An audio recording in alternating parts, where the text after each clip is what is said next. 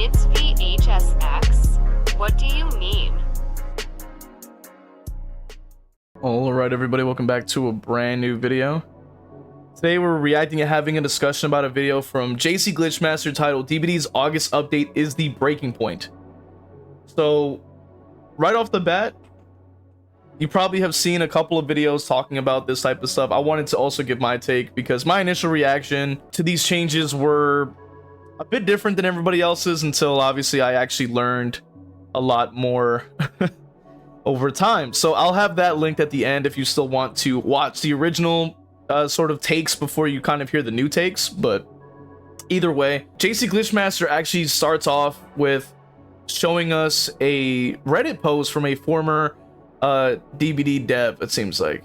So it says, almost take on why so many multiplayer asymmetric games fail. So they say, after 6 years of working on DBD with the team, I moved on to another studio to work on something new, and these opinions are not up from behavior. So it says, it's extremely hard to set up an asymmetric game of any kind that works. From a game design perspective, you're not able to assume that any rule fair to one side is fair to the other. Asym horror games tend to put multiple players against one. There's a whole host of reasons that it's difficult to get right, but a huge topic better left to another discussion. With regard to games that set out to compete with DBD, they often start by saying we're gonna fix X, which is a deep problem with DBD. Why not learn from the competition? Well, sometimes it turns out that X is something that makes DBD work. So, from what it seems, it says that they're a video horror society early adopter, superfan, large DLC purchase. I'll use this one as an example. Much of the discussion of how this game works comes from my 110 hours spent with the game, as well as discussions with my Twitch audience. v.h.s.x failed in large part because the monster couldn't tunnel or camp. See? I gotta stop right there. A game developer from Behavior themselves are saying DBD, well, not DBD, but v.h.s.x failed, right? The Video Horror Society game failed in large part because the monster could not tunnel or camp. Two important strategies that the killer has to utilize in order to win their games. That is very telling. They say, it seems clear to me from the design that it looked at DBD and figured that the biggest thing its players hate is tunneling and camping, so eliminated those tactics. And that is why, probably in part, as to why Video Horror Society failed. And why this game most likely will fail too if they continue in this path. Custom games. It's almost like they know this mechanic is so game-breakingly broken that they had to have a mechanic to disable it in custom games, otherwise Comp DBD would end up with every match being survivors going perkless, because that's the only way to balance this fucking mechanic. I have to agree with JCGlitchmaster on that too. I have to completely agree. And I've heard this point before as well in previous videos. This is something that has been brought up. Like, they to some extent must know it's ridiculously broken if they're making it if you're able to disable it in customs.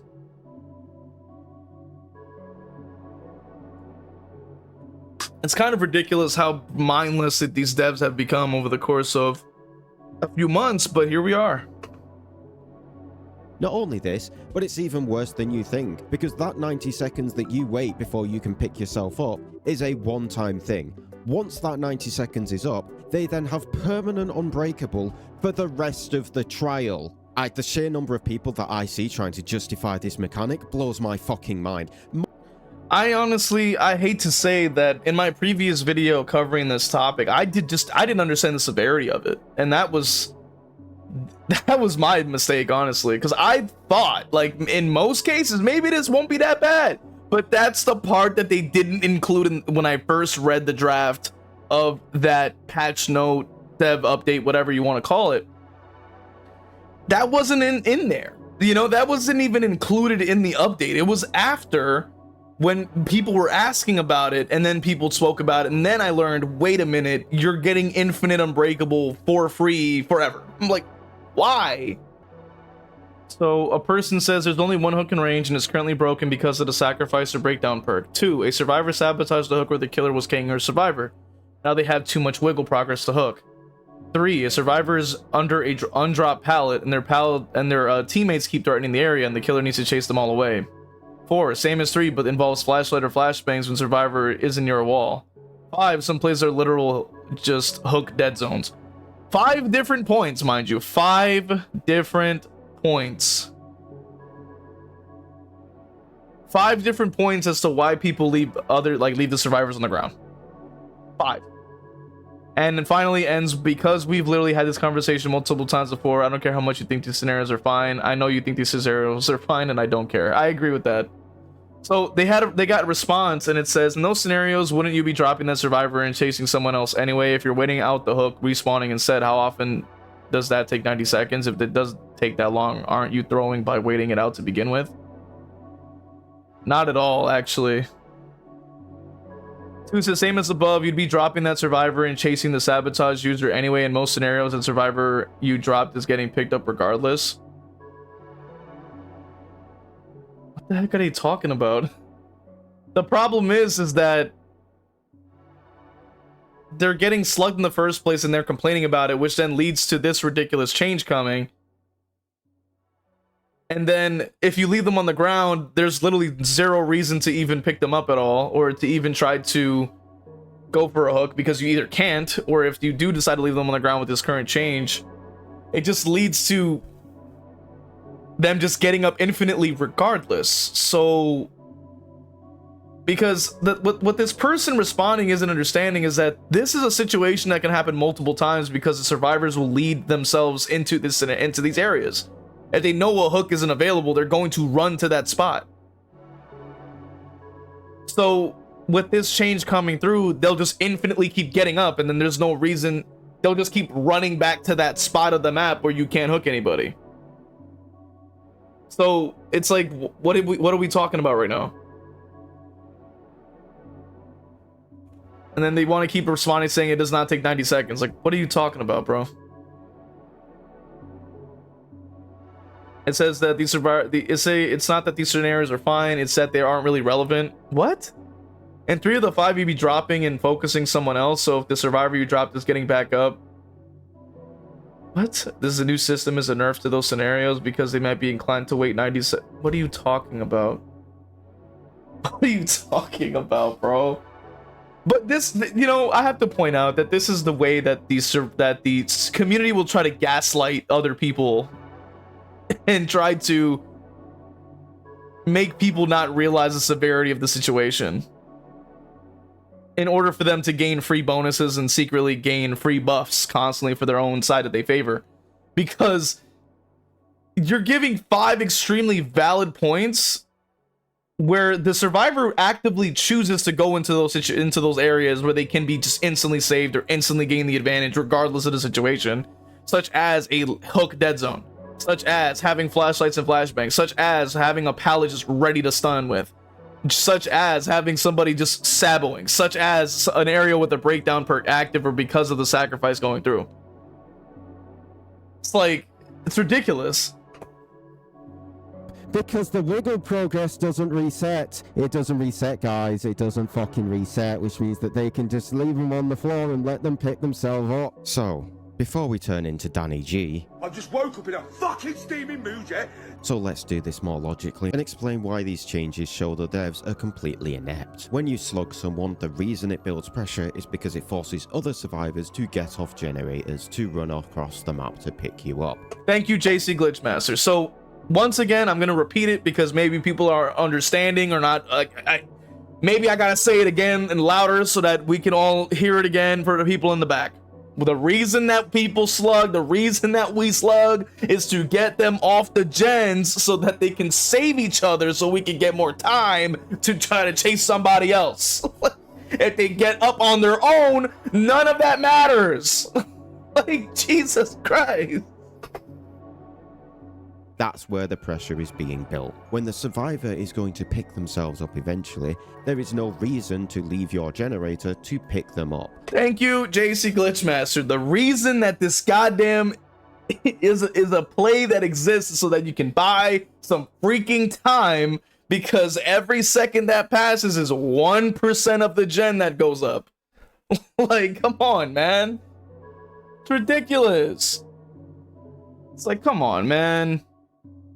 And then, you know, you're gonna have that, like, oh my god, it's 1%, 1 second of the gen. You get 1 charge, whatever have you. It takes 90 seconds, 90 charges.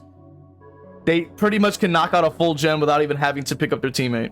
And then once they fill up their bar, they can just have infinite unbreakable for the rest of the game. Great.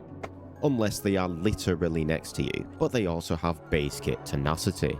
So, not only will they pick themselves up eventually, but you can start crawling to a teammate on a generator and have them immediately grab you without them ever having to leave the generator, which means you've not built any fucking pressure because they've not had to stop doing their objective to pick up the downed survivor. The only pressure you gain is someone on the floor, which isn't good. Let's think about it like being on a hook, okay? The pressure built from being on a hook is that eventually you're going to go second stage, making you an easy tunnel out, or you're going to literally die. This forces the survivor to get off their fat asses from the generators to go get the unhook. So now That's exactly, and I'm really glad that JCGlitchmaster was breaking it down in the most simple way possible. The reason that you're on the damn hook is so that it threatens the other teammates to get you off the hook, so that if you do get left on there, that means that you can easily get killed out, pretty much.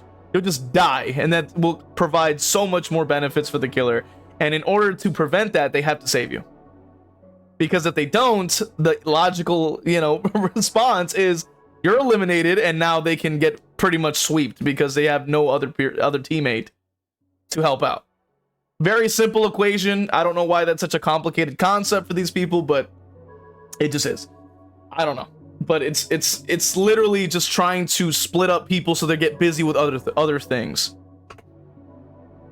two people are off generators. That's your pressure as killer, and then you can pressure the hook or whatever. Now, imagine if just as you were about to go second stage, you could just self-unhook yourself. Well, now, there's no reason for a survivor to manually unhook the survivor, because it's going to happen eventually with no downside. You might as well just sit on the generators and push your objective. Then imagine if on top of this, you could also move on the hook and like teleport to closer hook, and eventually make your way to a survivor who is on a generator. Now that person can either leave you on the hook and then you're going to eventually self-unhook anyway, or they can get off the gen for a few seconds, unhook you, and then have max efficiency again. It would completely annihilate hooking as a pressure tool. There it is. There it is. JCGlitchmaster broke it down for us as simply as possible. It's literally a game of trying to slow down the fastest thing in the game, which is gens. Like, that's the whole point. Gens are incredibly easy to do, they're incredibly fast to do, and it's a very simple objective that literally anyone can do. Like, at the time you're just holding down, or not even, you can have it toggle the thing just filling by itself, and on occasion you press space. Easiest thing to do in the world. Easiest thing to do in the world. Here, boom, and then you just press space. You just press space. So if they're able to just continue to do that, what would be even the reason for them to get off the hooks, or the get them off the hook first of all, and then get off the gens and secondly, when they can just unhook themselves and go to any hook they want because they can crawl off, and in this example they can teleport to other hooks closer to their teammates. That's just so exciting. I think survivors don't really understand, at least the ones that are complaining, really don't understand like the necessity of having people take hook states or even being on the hook in the first place. It's but at the end of the day as well, that I have to point out is like Survivor in itself is all downtime, right? Like most of the time you're on a gen, or most of the time you're walking around the map trying to get to a gen.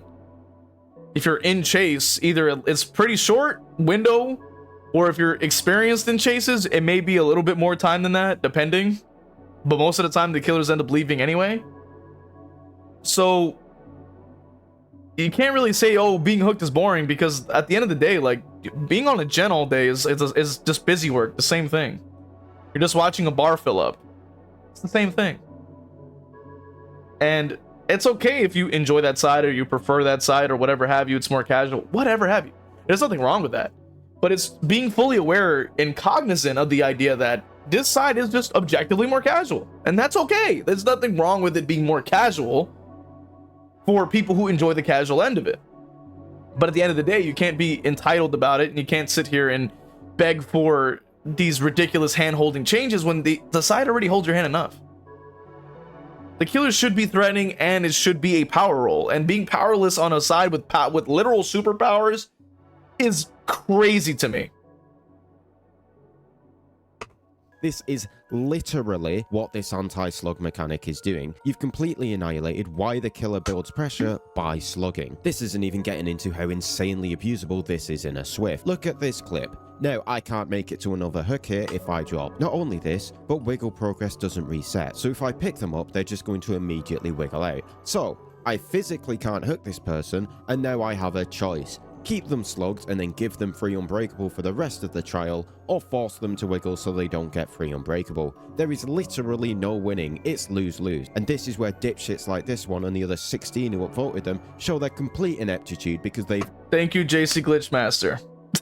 Once again, like JCGlitchmaster constantly giving us the exact laid out examples of what we've been talking about time and time again. Because wiggle progress, as he said, doesn't reset. And the same thing applies to slugging progress, apparently, because when they reach that 90-second timer and you down them again, it doesn't reset. It's just infinite unbreakables again. You completely, and especially with Swifts, and especially with experienced teams and experienced survivors in general, they will be able to maximize the value of this mechanic and completely break the balancing, as if the base kit reassurance hadn't already done that. People already stay on the gens at least 10 seconds longer now because of the fact that, just on average, because of the fact that you have 10 more seconds to save. And on top of that, just mechanic existing, it saves a lot of people from dying in the game because of the fact that just saving that one hook state, that couple of seconds extra, prevented them from reaching the second state, and therefore allowed for the survivors to pretty much get a 2 or 3 out because of the fact that that survivor is not able to be eliminated from the game early enough. It's ridiculous. I really don't understand like what kind of like logical like leaps that we are going here with these people. Like, they're coming up with a bunch of nonsense when they don't even understand what the hell they're talking about. Never played a match of Killer in their life and seemingly don't understand the wiggle progress doesn't reset. Let's quickly go through it. So the person who was initially talking was given some examples why this is fucking stupid. There is only one hook in range and it's currently broken because of a sacrifice or breakdown perk. And then the person says, in that scenario, wouldn't you be dropping the survivor and chasing someone else anyway? If you're waiting out the hook respawning instead, how often does that take 90 seconds? The point is, if you drop the survivor and have to chase someone away, they're going to pick themselves up after 90 seconds anyway, which... Plus, top it off, I'm pretty sure breakdown is a full 90 second to 120 seconds, if I'm not mistaken, for the hook to not even be like available. So in that situation, you have to leave them on the ground, but then if you leave them on the ground, they just get up on their own, so they don't have to be saved. So it nullifies the entire situation for you. You either lose or lose. You don't get a better option between the two. You're stuck. You're just kind of stuck. That's the entire point. They don't have to like get picked up at all. They don't even have to be in place for the survivor to run across the map and risk getting hit or chased to save their teammate, because their teammate can just crawl at the speed of light to somebody nearby, so they can quickly get picked up if they want to, or on their own and get on the gen together without any repercussions, no downsides. Just, hey, I can just go wherever I want now. Like, what are we talking about? Means that you're not building any pressure from that person being on the floor. Not only this, but this is a total of 90 seconds. It isn't 90 seconds in one sitting. So if you do this over and over and over and over and over and over and over, like a lot of sabotage Swifts do, eventually they're going to hit that 90 seconds, which means they're going to get their free unbreakable, which means they have infinite unbreakable for the entire trial, and you can't do anything about it. Number 2, a survivor sabotaged a hook while the killer was carrying a survivor, and they have too much wiggle progress to hook. The exact scenario I just said. Let's see what they said about this. Same as above. You'd be dropping that survivor and chasing the sabotage user anyway. In most scenarios, the survivor you dropped is getting picked up regardless. They're getting picked up regardless at the moment because they're forced to, because they're not going to get up on their own eventually. Thank you, JCGlitchmaster. Literally, they're getting picked up regardless is the point. That's the point. You want another teammate to get off the goddamn gen so they can pick up their goddamn teammate. The fact that they're picking themselves up means they don't have to do that. They don't have to get off the gen. They can literally crawl to somebody on a gen and just get instantly picked up regardless. They don't have to get off the gen. That's the point. Like, what? eventually, that's where the pressure's built. When they get up on their own eventually, what's the fucking point in picking them up? There's no point. It doesn't exist as a mechanic, you fucking idiot. Number 3, a survivor is under a dropped pallet and their teammate keep threatening the area and the killer needs to chase them away. This doesn't take 90 seconds. It's additive 90 seconds. It's Exactly. It's literally just, it keeps filling and it doesn't reset, it doesn't regress, it stays flat. If they're on the ground for 10 seconds, that 10 seconds lasts the entire game. If they stand there for 20, that's on top of the 10, 30. The 30 lasts the whole game, all the way up to 90 seconds. All the way up. Yep. That's the point. But like I've said, they take these leaps of logic because they just don't understand what the hell they're talking about. an additive 90 seconds, guys. It doesn't have to be in one sitting. Same as number 3, but it involves flashlights or flashbangs. Same thing, additives. Some places are literal hook dead zones. This is the same as the first 2, guys. It's the same as the first 2. If someone crawls into a hook dead zone so you physically can't hook them, it doesn't matter that they're eventually going to be able to pick themselves up. And there is no reason for a survivor to go pick up that person because they're going to be doing it forever for the rest of the trial for free. That's the whole fucking problem, meaning there is now no longer any counterplay whatsoever to complete hook dead zone. So thank you. You're a fucking idiot. So much for me For staying calm, I real, guess. bro. These people are so stupid. Like, oh my god. Crying out loud, dude.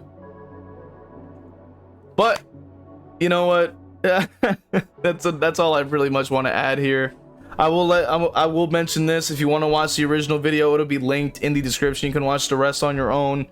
Let me know what you guys think of the topic so far. Let me know what you guys think of the changes that are coming. And while you're down there, check out the links to support the channel. Consider following on Twitch to watch me play Killer Live. Consider following on TikTok for funny clips and whatnot. And I will see you guys in the next video.